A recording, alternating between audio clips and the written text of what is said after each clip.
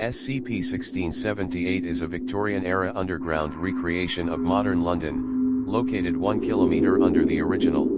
The buildings are only accurate in location and shape. The center of the city appears to be the Houses of Parliament, with architecture becoming more unusual further from the center, including houses with no floors, missing doors and windows, and buildings made entirely out of copper pipes and other unconventional building materials. Upon any individual entering the city, loudspeakers play the following audio recording. My fellow citizen, if you are hearing this tape, then the world as we knew it has finished. The sky has broken, the ground heaves with the tramp of terrible feet, and all the horror and madness from the dark corners of the world has broken free to exact its vengeance on the world of man. Those who sought to contain them are killed or scattered, and we soon learnt that to attempt to fight these creatures is almost invariably to face one's death. Countless billions have been slaughtered in their attempt to sate their endless appetite for death, and there is nothing, was nothing we could do to stop them. Evil has raised its bloody flag upon all nations of the world and crowned its unholy victory to the broken sky. Yes, this is the end. But there is a new hope. Welcome to Unlondon, a city of the survivors, a city of the free. So far there are at least 1,078 known audio recordings from SCP-1678. Many of them make reference to other entities that inhabit the area, most notably SCP-1678-A, often referred to as bobbies.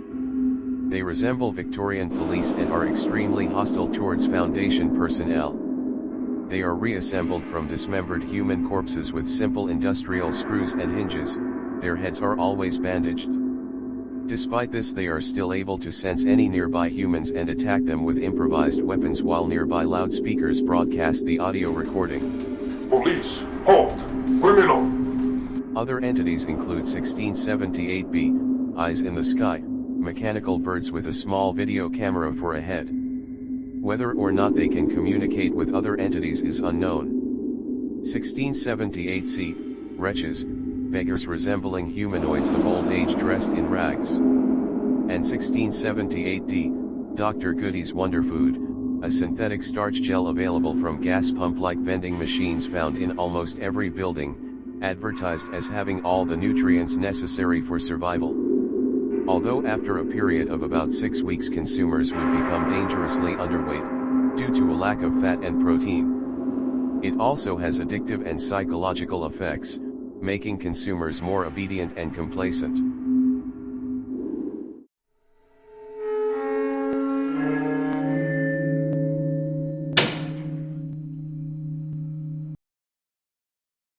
SCP-372 is a green creature of unknown genus, with a thin body and 6 narrow limbs, coated in fibers that can cling to almost any surface.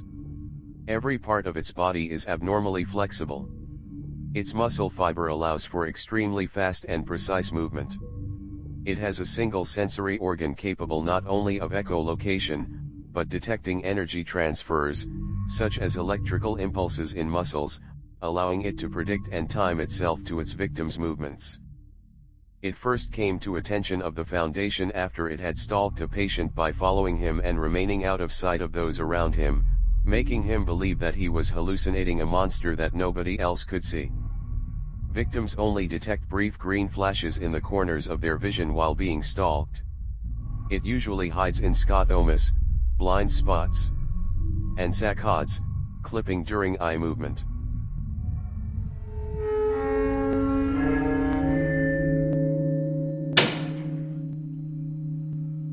SCP-1471 is a free mobile application listed in stores as MalOV 1.0.0.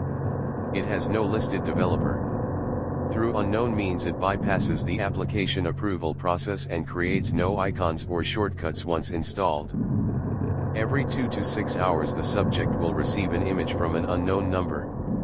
All images contain SCP-1471-A, a large humanoid figure covered in black hair with a canid-like skull. For the first 24 hours they are images of places the subject frequently visits with 1471-A in the background. After 48 hours the images will be of places the subject has recently been to, and after 72 the subject will receive real-time photos of themselves with 1471-A close behind them. Subjects exposed to these images for more than 90 hours begin to see 1471-A on reflective surfaces and in their peripheral vision. At this stage victims report 1471-A trying to visually communicate with them, although they fail to understand its actions.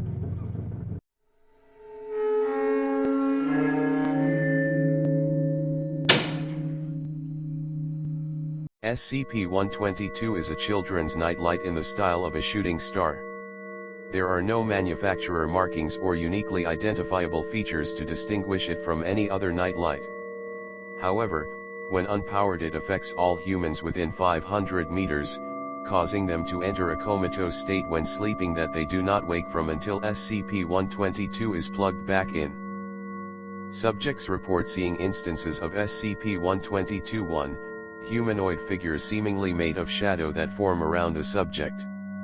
Instances of SCP-122-1 are sapient and sentient, and try to expose as many humans as possible to SCP-122's effect. The area of its effect grows with the number of exposed humans. SCP-122 was discovered in Linnell's Children's Hospital after everyone in the building was affected by manifestations of SCP-122-1. Several reports reached locally embedded agents who found SCP-122 to be the source of the apparitions. Recovered documents report that a patient brought the nightlight while being admitted, though no record of the patient's identity was found.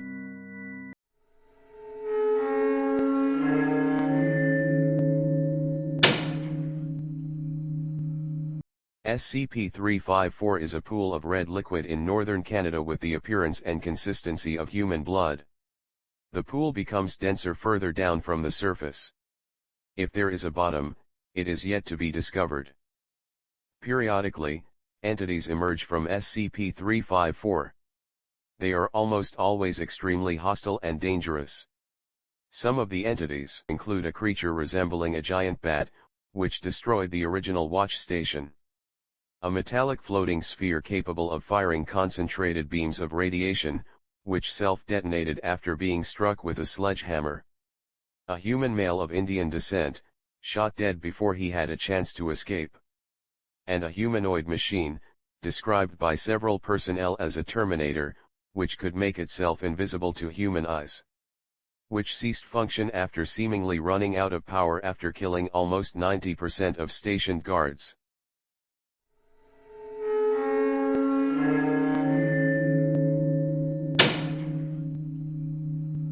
SCP-198 can take the form of any kind of cup or liquid container. In its current form it appears as an insignificant porcelain mug with no handle.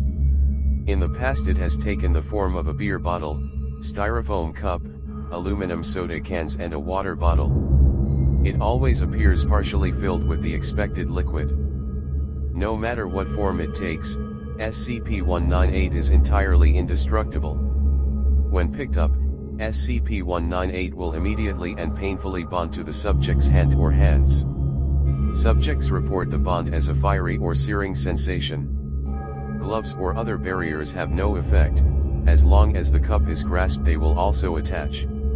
Short of death, there is no known method of removing SCP-198. Amputation is ineffective, as any wounds to the arm heal instantly. Shortly afterwards the cup begins to fill from the bottom up with a seemingly random human excretion or bodily fluid. Then the subject rapidly deteriorates, showing signs of severe malnutrition. Ingestion of standard foods or nutrients does nothing to slow or reverse this process. The only way to stop the effect is to consume the contents of SCP-198. Subjects have lasted as long as 70 hours before succumbing to exhaustion or refusing to consume the contents of SCP-198.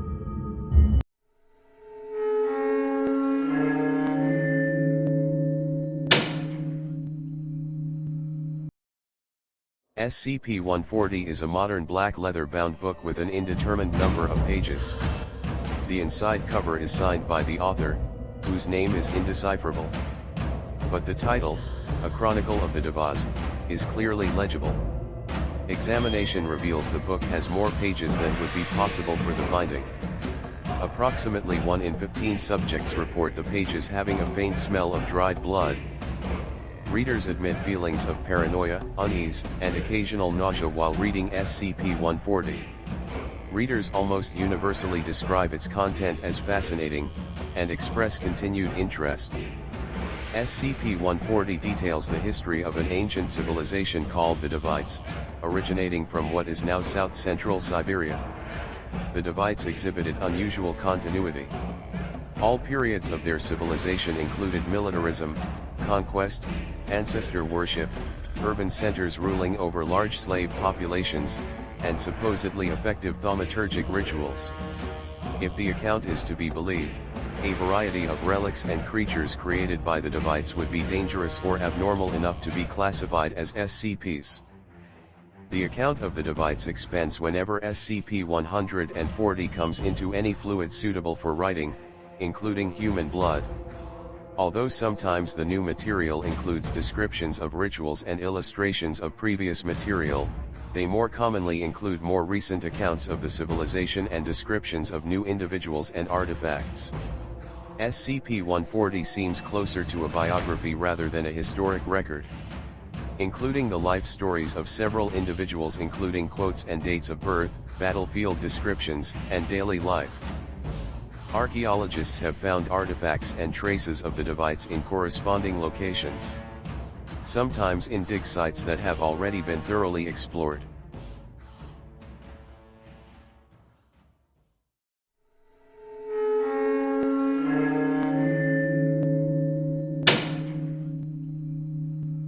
SCP-823 is a theme park that was abandoned after several violent accidents resulting in the death of park attendees. Also known as Bloody Sunday at its peak. 231 attendees were killed, and 7 were injured or maimed. Some of the casualties from SCP-823 include a couple that became fused together at several points after emerging from the Tunnel of Love dark ride. A mascot that suffocated to death, with stuffing identical to that of the costume found filling the mouth, trachea, and lungs. And 15 people found decapitated by blunt force upon arriving from the Thriller Chiller roller coaster. On-site personnel are to respect a 20-meter safe zone around the currently established red zone. Should music or piping be heard from within the red zone, personnel are to immediately use protective earplugs, and retreat to a 2-kilometer perimeter.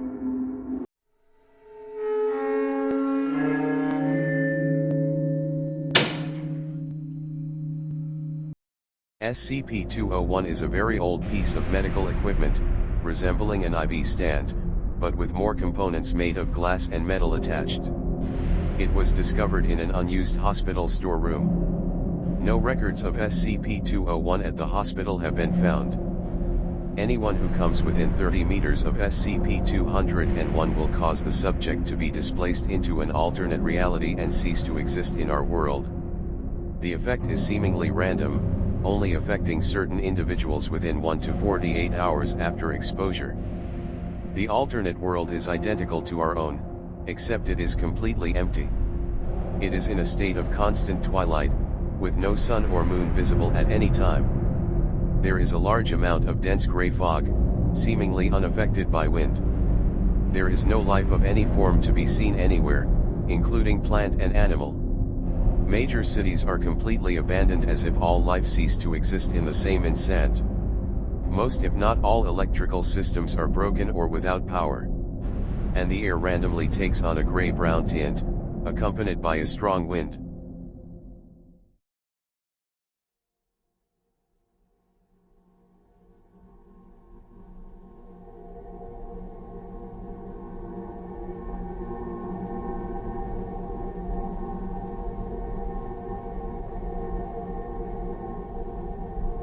SCP-2399 is a machine, about the size of North America, that crashed into Jupiter's red spot.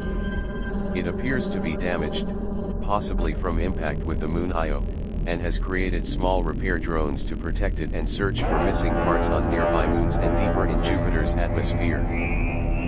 Despite its damaged state, SCP-2399 possesses a seemingly limitless power supply, electromagnetic shielding, matter-disrupting weaponry, a precise targeting and tracking system, and the ability to repair itself. It is estimated to be about 59% complete. Due to the technological gap between the creators of SCP-2399 and us, it is entirely indestructible by human means. SCP-2399 is suspected to have originally been targeted at Earth, but couldn't escape the gravitational pull of Jupiter after striking the Moon Io. However, once it is fully repaired, nothing is stopping it from reaching its original target. In theory, a strong enough EMP could leave SCP-2399 vulnerable. However, this technology does not yet exist.